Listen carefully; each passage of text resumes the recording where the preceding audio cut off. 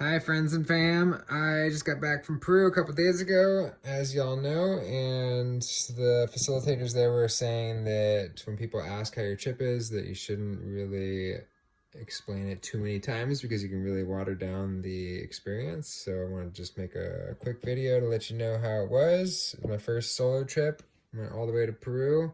Was kind of scared and excited to go solo, but really loved it. I got to kind of just manage my own time and talk to a bunch of random people, and it was really easy to meet people. So loved that. Um, Took like 3 flights to get there. Spent 2 days. Did we go to a city, and then I spent 2 days there. Went to the jungle for 12 days. Came back to the city for 2 days, and then came home. But the city was really awesome. First thing, always get a scooter when I get somewhere, a motor scooter, so I can just drive around and check out everything. Then after 2 days there, and I had met a local, and he was trying to tell me about all the tourist stuff, and I told him I didn't want to do any of the tourist stuff, and that I like to do like more authentic, like local things. And so he took me to his house, and we hung out with his family, and they live like kind of in the slums of the side of the city, and it was amazing because everyone just plays volleyball and soccer for like hours every day, and there's a deep sense of community, and just really easy life. But yeah, then I went to the jungle and did a 12-day ayahuasca retreat with 6 journeys, 6 ceremonies of drinking the medicine, 2 facilitators, 4 or 5 Shipibo maestro healers that would sing these songs to us in the ceremonies. And the ceremonies were like in pitch black in this temple, and they would sing these Iquitos songs in Spanish and Shipibo language that were supposed to like heal us in a certain way. It's kind of hard for me to explain. But the first journey out of 6, nothing really happened. They wanted to just give us some medicine just to kind of have it get into our system so we can kind of meet the medicine. We weren't really supposed to be journeying, and I didn't really journey.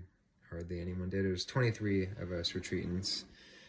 We each had like our own hut that we could go back to, have all our stuff in there with a little bathroom and like screens as like with the walls, so you could see like the whole jungle and like really hear it. And then there was the big temple where we would do all the ceremonies, and then there was a kitchen area, and then there was the house that the healers had that we would go to every morning, and they would give us our little plant remedies that we would drink. The first day too, we did this called vomitivo, where we had to drink some sort of mixture that would make you vomit, and you drink the mixture, and then you chug and chug and chug water, and your stomach just blows up and it hurts super bad, and then you just vomit out all this water, and it's supposed to like cleanse you. That was horrible. And the second ceremony definitely journeyed pretty hard. I had like really crazy body shakes, like my body was almost like seizuring, and I went to like the place of like feeling like oneness with the universe, emptiness, expansion of consciousness, ego death, and that was amazing. Been there before. I feel like I've tried for years with a healthy amount of effort and meditation to feel that feeling of oneness and lost of Austin, lost of the self, and I haven't been able to, only through psychedelics and breath work. And I went there.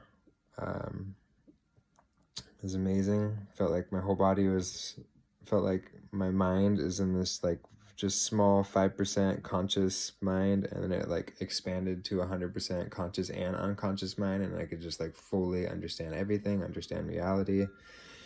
And my body was, like I said, shaking like really crazy, and it seemed like maybe that was when I would come back into my conscious mind, I would notice the shaking, and I would kind of like try and psychoanalyze it and say like, what is this? What's happening?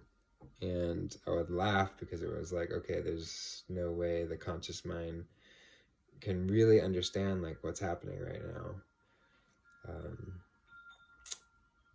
But it sort of seemed like I had trauma in my body that was just stored there, and that like when I was shaking, like really just shaking, almost seizuring, that it would it was like getting rid of the trauma that was stuck in my body. And when the maestro people healers would sing their icaros to you or to me, it like really made the shaking like a lot more intense. It almost seemed like it was like induced or enhanced by them singing. Um, I had like a vision of, I had told my coworker that I was going to the jungle to do this, and I had a vision. She wanted me to get her a necklace, and I had this vision of me like going back to work and like giving her the necklace and being like, in this moment, we have forgotten. We have forgotten who we are and what reality really is. And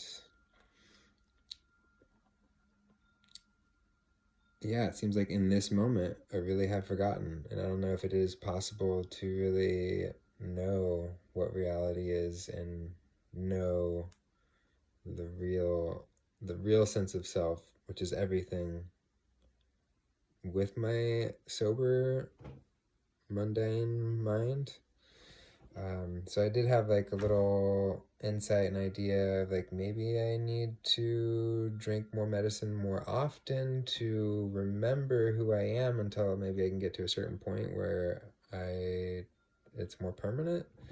Um, I'm not sure because I also have the idea that I shouldn't need to drink medicine or take medicine forever, and that I should be able to get to a point where um, it's not really needed anymore.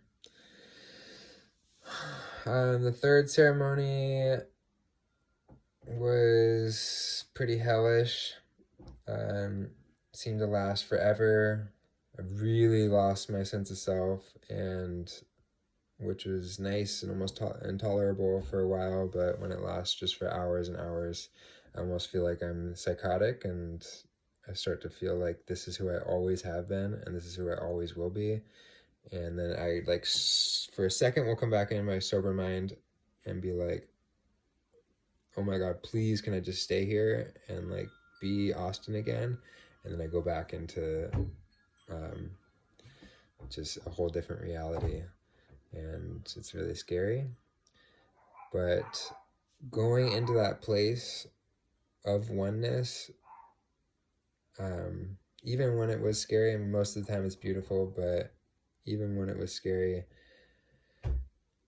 to see like what reality really is and who I really am is so beneficial. I feel like one, because it affects my daily meditation practice. Instead of bringing my attention to the present, it's more bringing or giving myself to the present, giving my heart to the present, into this space of not knowing, giving myself and really being okay with not knowing, and just resting in that.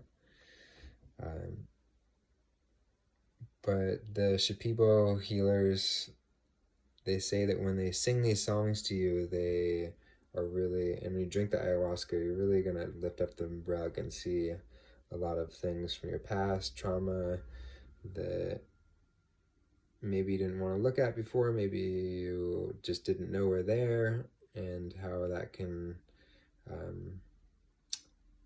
heal by seeing that. And it's almost like they would say that through the songs in the ayahuasca, the people healers would just pull and pull and pull until you got to like, what is the root of your suffering? Why do you act the way that you act? What's driving you?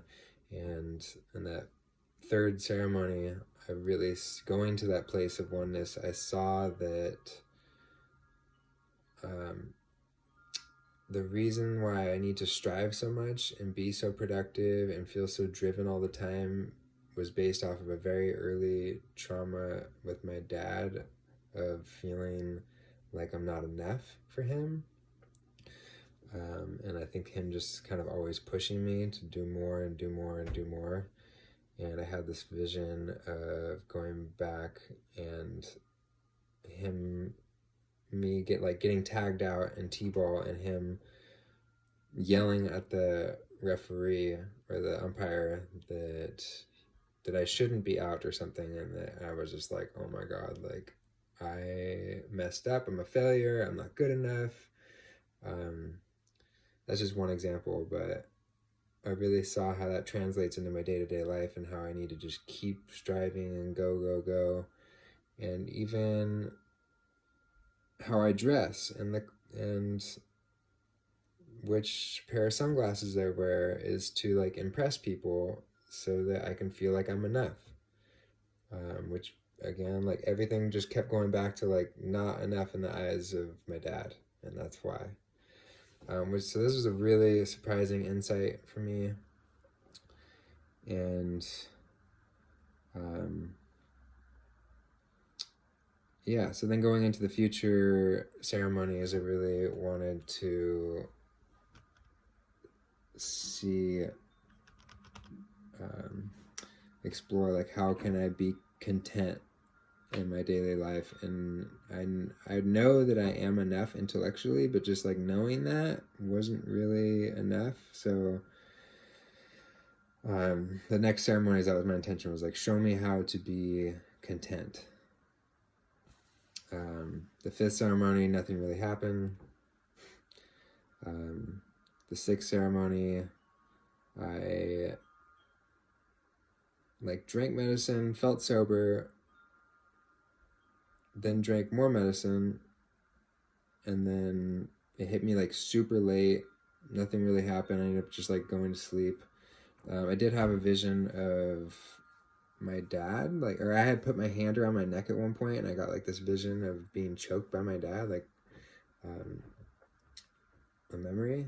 And then also I had a memory of, or I had like a future vision of like seeing my mom on her deathbed, and made me feel like really sad, and that I need to like spend more time with her now.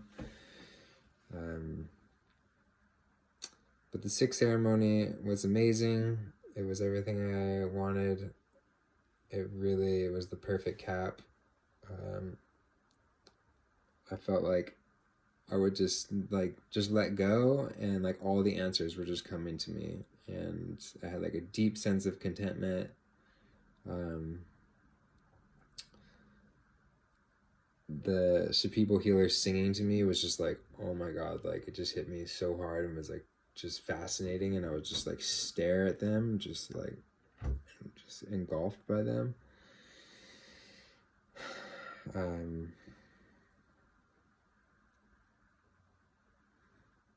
Yeah, I felt like a deep sense of compassion for myself and for everyone. I saw that I really want to join the psychedelic guide program of the guides here in Santa Cruz in town, and just watching the Shipibo healers, and like how much they love their job, and them talking to each other, like after they would finish the ceremony, they would all just lie together on the floor and just be laughing. And I really missed having a job where I could was really good friends with the people that I worked with, and we laughed all the time, and my boss was my friend, and we really felt like we were making a really important impact and helping people. And I could see that in the healers, and it made it clear that like this is what I want, is to give back in this way, and and really do something that really helps people heal. And just doing the breath work that I do now, I feel like I'm really in alignment with where I'm supposed to be in the universe. So I could see myself in the future when I was there doing this work, and it really felt right.